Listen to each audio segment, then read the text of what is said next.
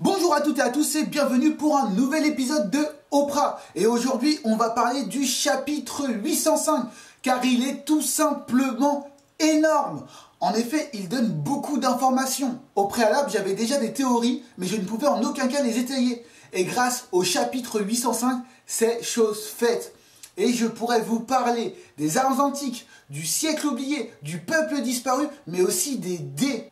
Alors vous allez me dire, le gars tranquille, il voit un lapin, un chien, un taureau, un gorille, ça y est, il arrive à révéler les secrets qui existent depuis 18 ans. Ah bah bravo. Alors en effet, le talent ne s'explique pas, il y en a qui sont doués, voilà quoi. Blague à part, cette vidéo sera en plusieurs parties, tout simplement parce que c'est super compliqué de me suivre. Même moi j'ai du mal, et comme ça ce sera moins redondant, ce sera des petites vidéos, et comme ça vous pourrez voir un peu plus clair. Et pour commencer, on va parler des armes antiques. Et pour cela, je vais me pencher sur les Mi'kmaq. En effet, Oda nous en dit beaucoup lors de ce chapitre. On sait que les Mi'kmaq sont des créatures mi-hommes, mi-animales, et qui sont toutes races. C'est assez bizarre. Cependant, sur l'île des hommes poissons, on peut voir qu'il y a toutes races, et en plus de la même famille. Donc là, sur ça, ça se tient. On sait aussi qu'ils ne vivent pas en complète autarcie. On peut voir que Blackback, l'un des gorilles, a un costume, et qu'ils ont des vêtements de nos jours. Contrairement à Shandora, qui en plus chassait les humains. Donc ça ressemble beaucoup, encore une fois, à l'île des hommes poissons. Donc il y a vraiment un lien.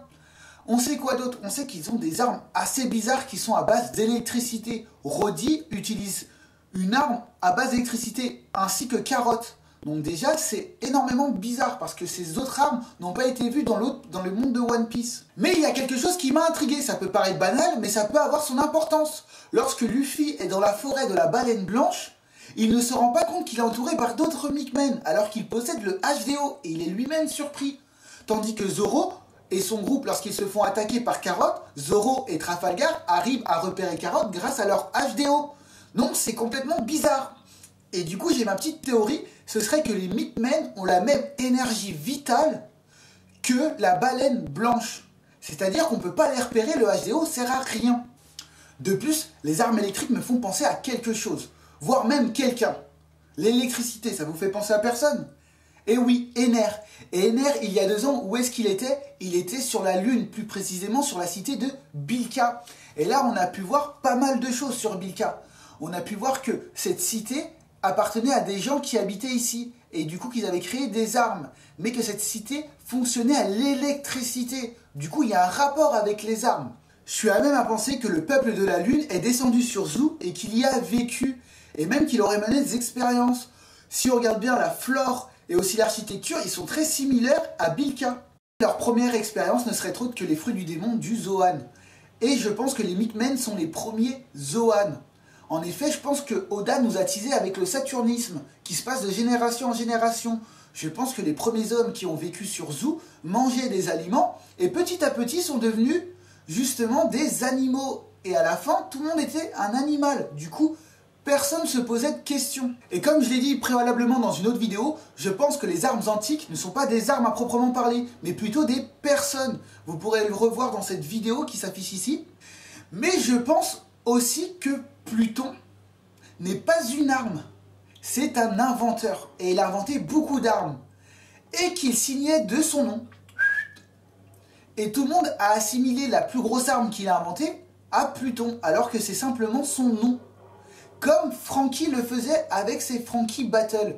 De plus, c'est lui qui avait les plans de Pluton, donc on peut voir une petite corrélation. Et pour les expériences, je pense que Pluton en a mené partout sur le monde. Et il a mené sur Alabasta.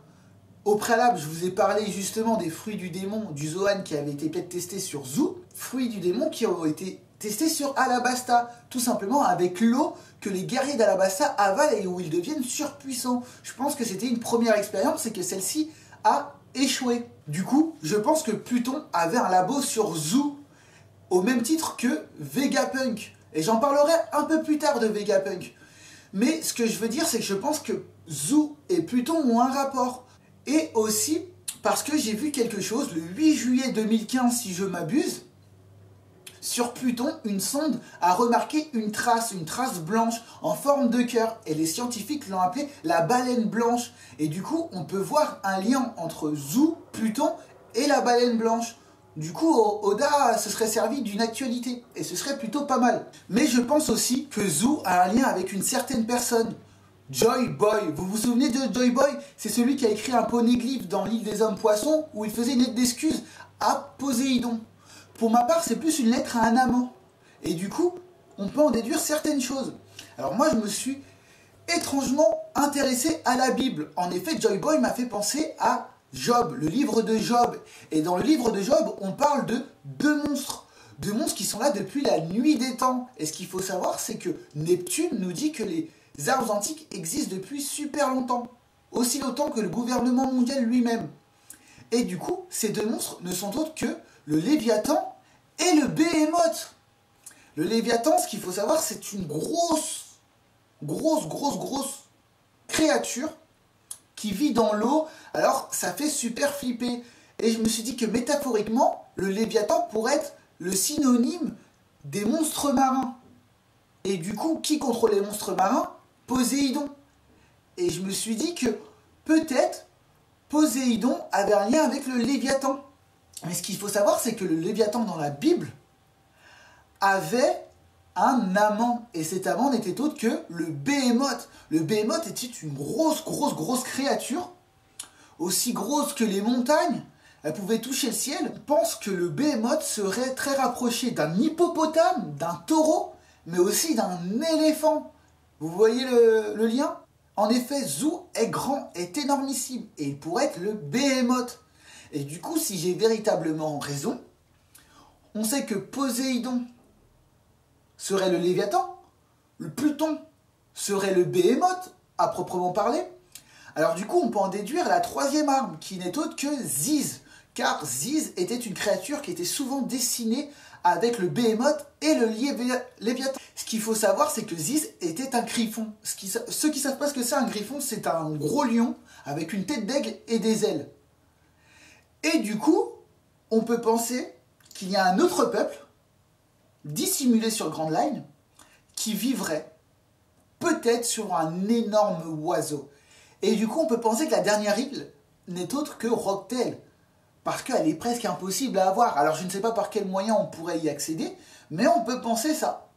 Je vais m'arrêter ici pour la vidéo, car je pense que ça en fait beaucoup à digérer. Dans une autre vidéo, je vais vous parler justement du siècle oublié et d'Édée. Donc j'espère que vous resterez avec nous. Donc si vous avez aimé cette vidéo, n'hésitez pas à liker et la partager. Abonnez-vous à ma chaîne, il n'y a pas de souci, hein. J'accepte tout le monde. Il n'y a pas de souci. Et si vous voulez nous soutenir, n'hésitez pas à aller sur ce lien qui n'est autre que là. Il y a des vêtements à l'effigie de One Piece et d'autres mangas, mais essentiellement One Piece parce que j'adore One Piece. Et ça pourrait nous soutenir, alors n'hésitez pas à aller regarder, faire un don et aimer. Vous recevrez des t-shirts en plus en contrepartie. Donc encore merci de m'avoir regardé et je vous invite pour une nouvelle vidéo.